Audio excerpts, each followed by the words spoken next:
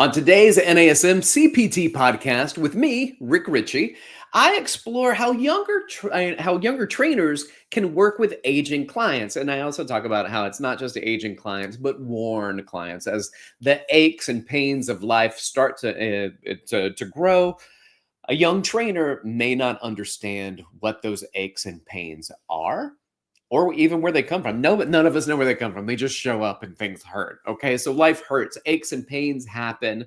And I'm going to give you some pointers that I want you to think about. And even at the end, I'm going to give you my very own mobility series that I do for the spine that helps a lot of people with the achy back.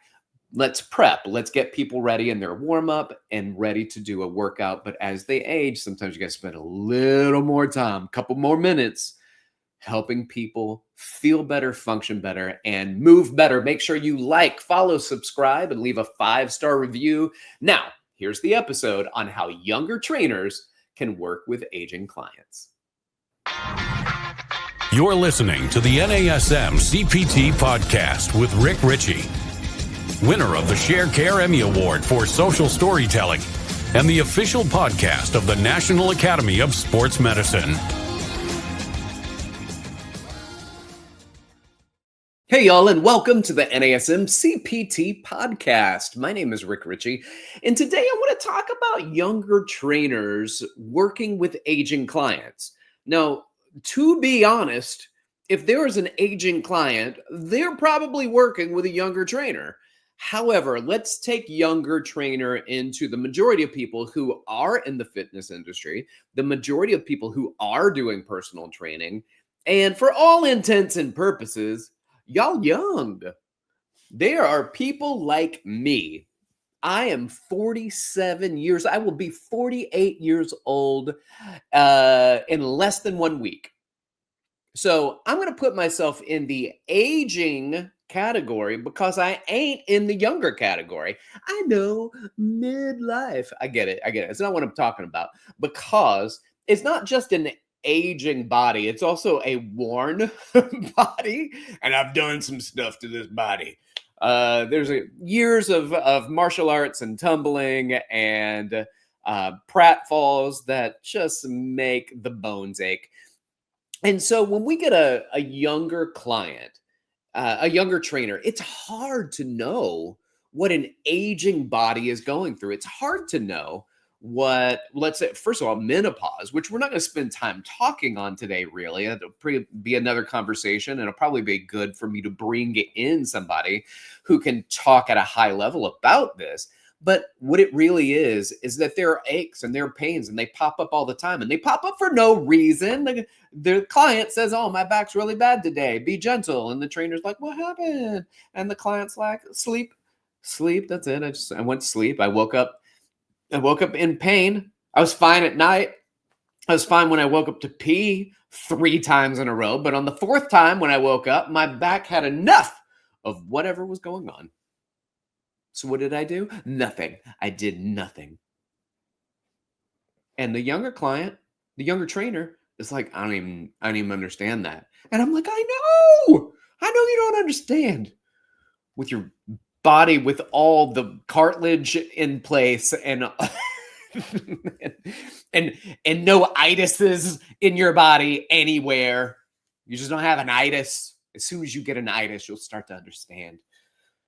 But here we go. You know what? It can be challenging. The whole thing can be challenging. I mean, the wheels on the bus go round and round still, but they wobble. They wobble quite a bit. So here's some things that I think we need to think about when it comes to working with some older clients and aging clients, and regardless of the age, the worn clients that require some really astute attention. And I can't break down everything because you're like, this is when, if I'm speaking at a conference or I'm doing a workshop, I get a bazillion hands go up and they're like, well, I have a client and I have a client. Everybody has a client that you have a story about and you want answers for that question. And that's not it. This is an overview of considerations.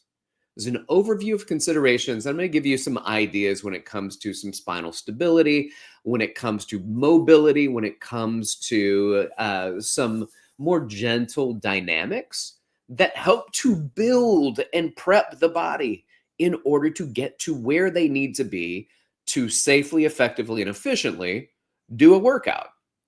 And I'm going to give you an example because I'm going to use me as an example because, again, I am almost 48. I got some things going on in my body, aches and pains and stuff like that.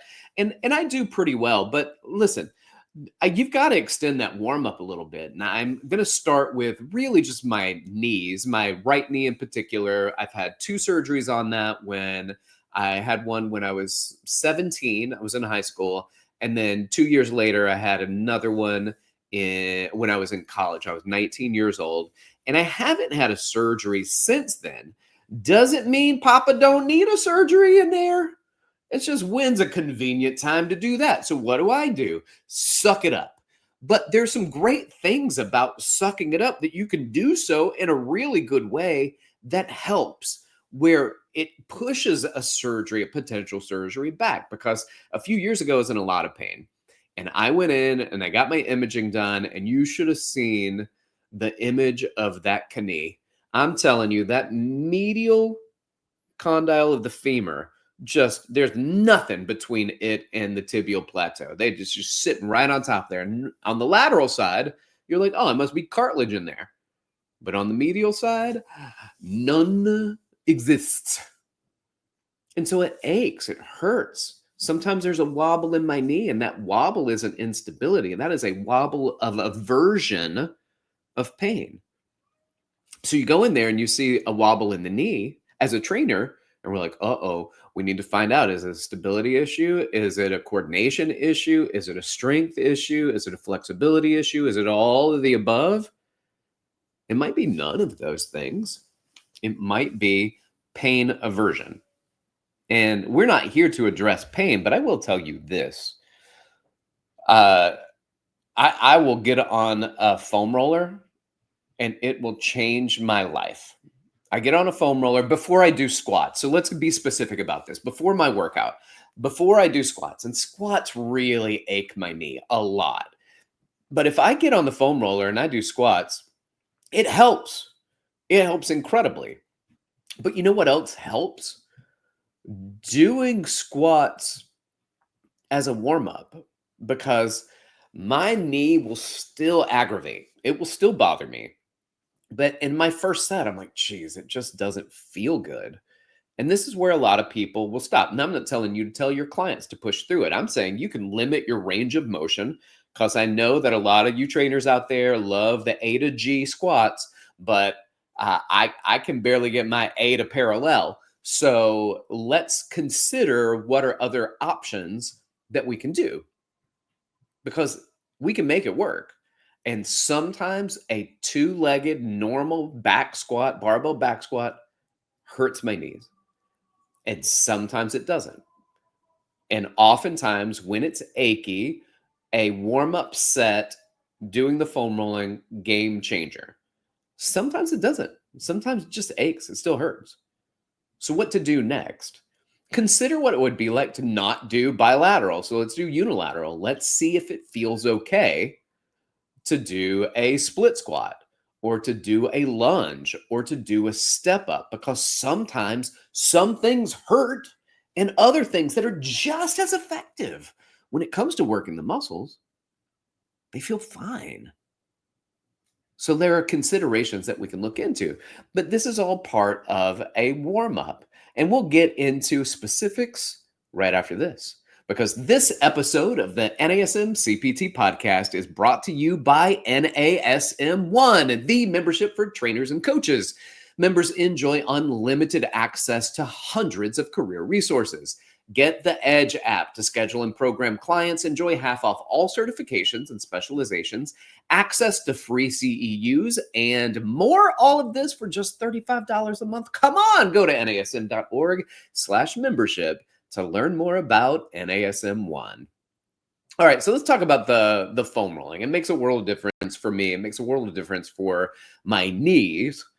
But then also, I'm talking about foam rolling. So I'm doing calves and quads usually. So quads, the front of the thighs, the side of the thighs, sometimes down on the medial part where I'm working my vastus medialis, kind of rolling over it, and it gets super tender, super sensitive.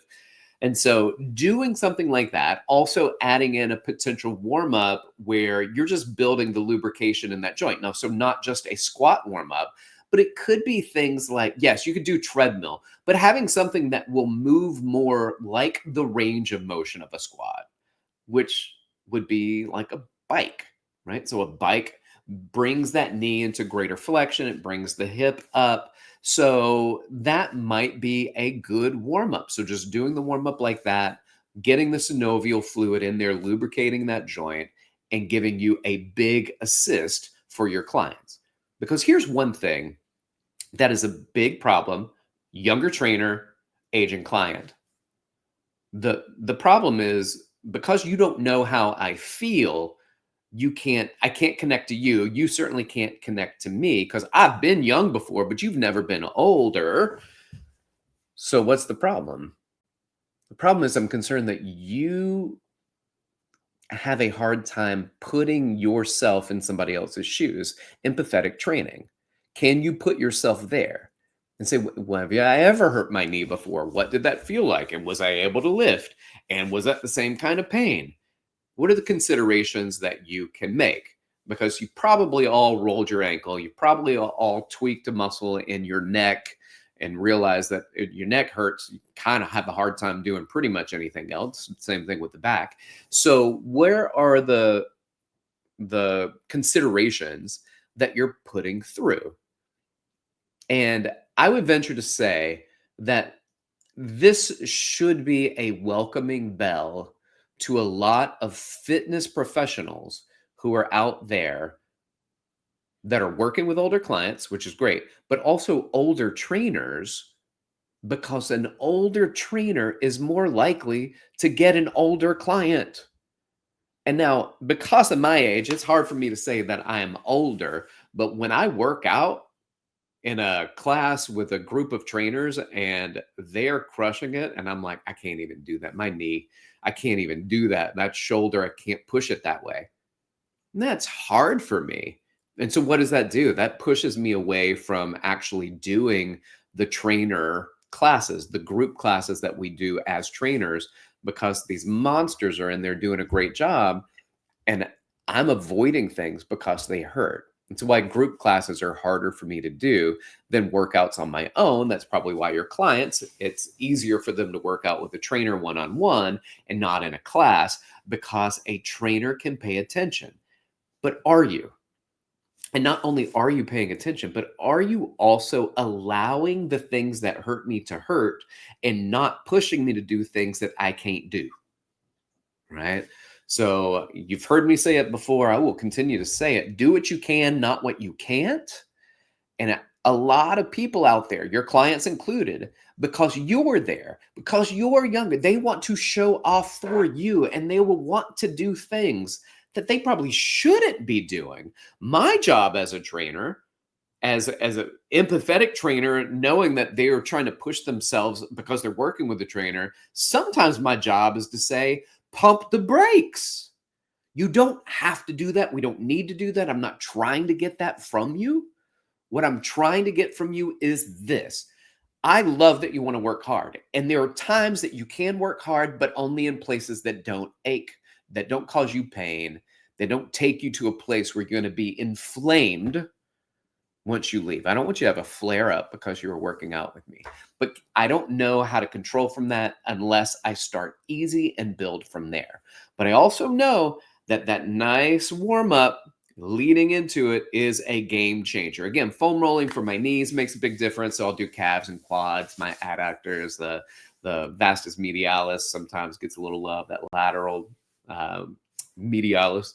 The lateral medialis, that is not my lateral vastus, is the one that can get a lot. So that's super tender for a lot of people. And I know some people who would rather have joint pain than to do a foam roller because that pain can be so much. There are ways that we can minimize some of the aches and pains of foam rolling itself.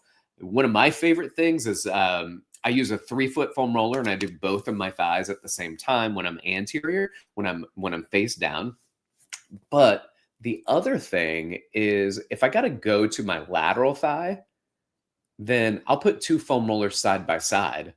And so, yeah, it hurts maybe because I'm on two places at once, but at least it's spread out. So I'm not putting all of that pressure on one roller. I've got two rollers that I can roll across, and it really takes the pressure off of that single spot. Well, what else?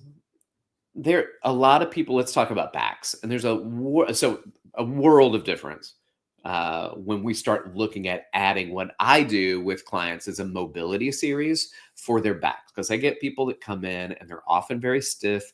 Sometimes, especially after doing deadlifts or jujitsu, I get particularly stiff in my back.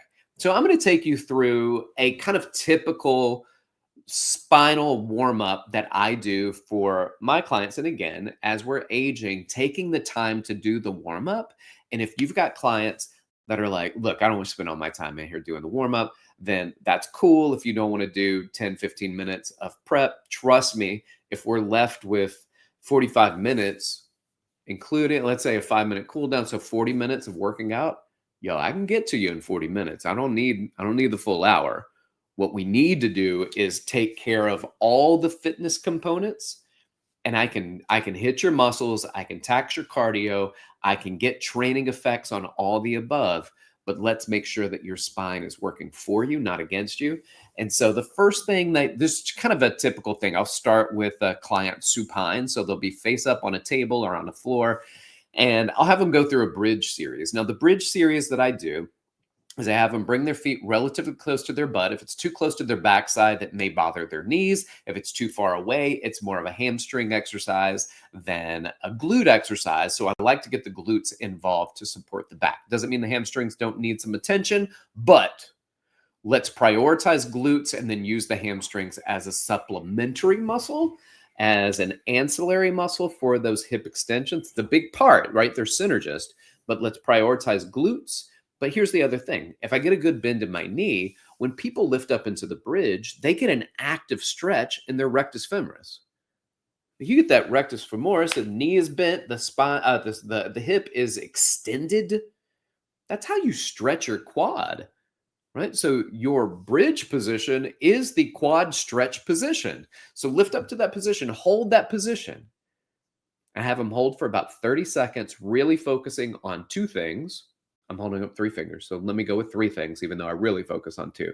The 2 things I focus on, see if you get a stretch on the front of the thighs and clench your glutes. And the other thing is just control that breathing and try to stabilize your core. So you're engaging the core while you're in that position. Now we go from the bridge hold. I time all of these right now. So 30 seconds. To repeating bridges for 30 seconds, making sure they're not rolling their spine. Not that that's wrong, but that's not the goal. I want you to practice on hinging at the hip and driving the hips up, because that's what a squat looks like. That's what a deadlift looks like. That's what a Roman chair, back and hip extension look like. What I don't want is to practice rolling the spine, and then we go and do weights and we're not rolling the spine. Like let's prep the way that our body is about to move. So we're not rolling the spine, lowering, lifting, and then I have them put their feet together, pick one leg up, and then go 10 repetitions, single leg bridge, switch it over, 10 repetitions, single leg bridge. And then I have them lower their butt down, pick their feet up off the table. So their hips are bent at 90, their knees are bent at 90, their arms are straight up in the air, pointed towards the ceiling, and they do dead bugs. Really focusing. I don't do as much keeping a neutral spine, and I do include that, but a lot of times to engage their core more, I'll have them press their low back down into the table to engage their core and protect them from going into an arched position. Now, once they get better at that, then we can take them to a neutral position and see if they can stabilize their spine with a nice natural or neutral arch in it. So dead bugs, which is an opposite arm and leg reach. And then I have them put their arms down, still keep their knees bent and their hips bent at 90 and 90, and then lower and tap their heels down to the table and lift back up. If that's too hard, alternate legs. If it's too easy, they can move their feet and tap their heels to the table or the mat a little farther away from their backside, but they have to keep their low back pressed down hard into the table. And then I go into a mobility series. Mobility series, I have them still lying on the table or on the floor, and they do window wipers, hips and knees still bent at 90-90. Their arms are completely out to the side, and their legs go side to side. So it's spinal rotation, but you're moving from the lower extremity. Legs are going side to side, trying to keep your opposite shoulder down on the table. And then you get up, flip it over, you're on quadruped, cat-cow. Cat-cow. I know. Cat-cow is something that I do in physical therapy. Cool. That's great mobility for your spine. And then I also do tail wiggles. So that is shifting now instead of going up and down, flexion and extension in the spine. We're doing frontal plane lateral flexion in the spine. So side to side, wagging your tail, basically. And then open books, because we're already in a quadruped position. So taking one hand behind the head and just trying to rotate the spine open as much as possible, doing that on each side. Have you lie down now? So you're in a prone position, cobra push-ups, pelvis stays on the floor, you extend your spine, and now you're going into spinal extension as you do a push-up, pelvis is down, chest is up, looking up towards the ceiling, and back down. If you have people with spinal stenosis, don't do this one. If you have people, they do it and they go, I feel a little pinch, just get out of it, run. And then you can maybe advance it by going back into a supine position, doing iron crosses, so kicking your right leg towards your left hand with your arms out to the side. And scorpions would be a prone position where you, in reverse, kick your right hand towards your left, your right foot towards your left hand, and vice versa. I know if you're just listening to this, you have no idea what that means, but you can look these exercises up and you'll see what my spinal mobility kind of routine is for people like this. And then I can have them do standing inchworm. And those are optional because they're pretty complex. They're definitely more athletic population. But if I can get an older population or an aging population to start incorporating what even their range of motion, whatever little range of motion somebody may have, they can start working themselves into it. And then standing inchworms, from inchworms, world's greatest stretch, from world's greatest stretch, have them stand up, go to a cable machine, hold the cable in the right hand, step forward with the right leg, not the left leg, and let that cable pull you into trunk rotation. That is one of my favorite moves. You got to do it on both sides, and that spine should be delicious. Ready to go. Let's get some lifts in. Y'all, thanks for listening, and thanks to our producer, Eric Sorensen. If you would, like, subscribe, share the podcast, and leave a 5-star review. If you want to reach out to me, you can do so. Hit me up on Instagram at dr.rickricchey or email me, rick.richey@nasm.org. Y'all keep inspiring people to fitness. Thanks for listening. This has been the NASM-CPT Podcast.